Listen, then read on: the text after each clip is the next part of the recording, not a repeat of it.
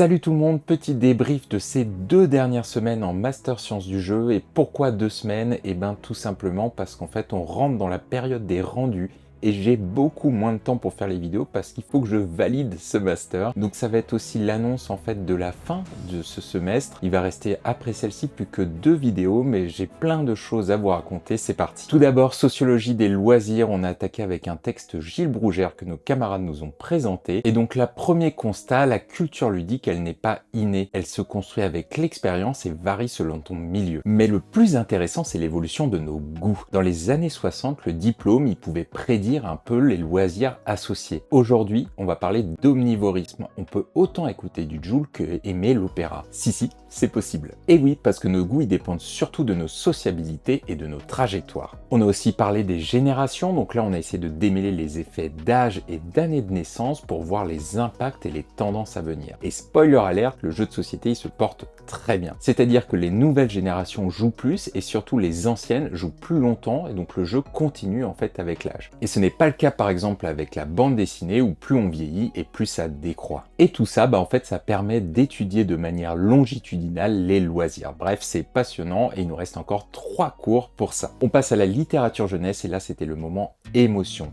Chaque personne de la promo a ramené un de ses livres d'enfance avec pour objectif de voir en fait comment notre vécu avec ces objets il a impacté en fait notre relation avec la littérature. Ensuite, en cours d'analyse du jeu vidéo, on a joué à Paper Tales et l'objectif c'était d'y jouer tous ensemble. Donc on a joué pendant plus d'1 heure en fait au jeu où ça consiste à tamponner en fait des visas pour entrer ou non dans un pays. Le premier objectif c'était de comprendre en fait sa rhétorique procédurale. C'est comment le jeu à travers sa mécanique il va nous transmettre des idées et des valeurs. Mais c'était aussi de voir comment dans une situation de groupe l'expérience de jeu était différente. Donc ensuite on a comparé en fait ce qu'on a vécu avec les observations de Romain Vincent qu'il a pu avoir dans des classes pour voir en fait comment on interagissait et comment ça faisait évoluer ces situations. Et autre point, on a croisé ça avec le livre La fin du game, où là on voit comment se créer un climat propice au jeu, même avec des non-joueurs, en oubliant l'aspect performance pour se concentrer sur la situation ludique. Enfin, côté Gamelam, on a tenté l'expérience du test à l'aveugle, c'est-à-dire qu'on a fourni à des personnes le jeu avec les règles et elles devaient se débrouiller sans aucune explication. Et là, catastrophe! C'est-à-dire qu'en fait, nos règles, elles étaient tellement mal écrites que c'était dur de comprendre comment le jeu fonctionnait. Donc là, branle-bas de combat, on a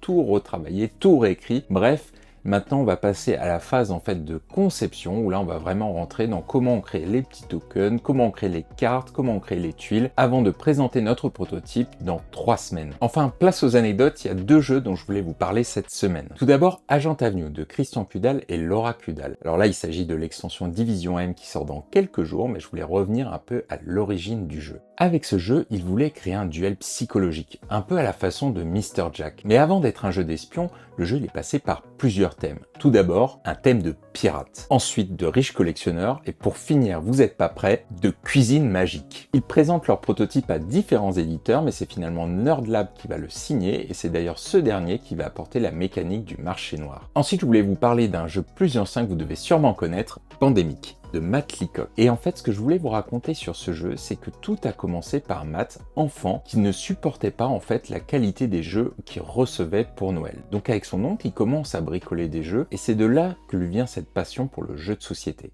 Et de cette passion vient l'autorat. Et en fait, il commence à créer différents jeux. Et pour Pandémique, la première idée, elle vient d'un vieux prototype sur la fission nucléaire, où en fait tous les éléments, ils vont se retrouver dispersés, se multiplier, rebondir, etc.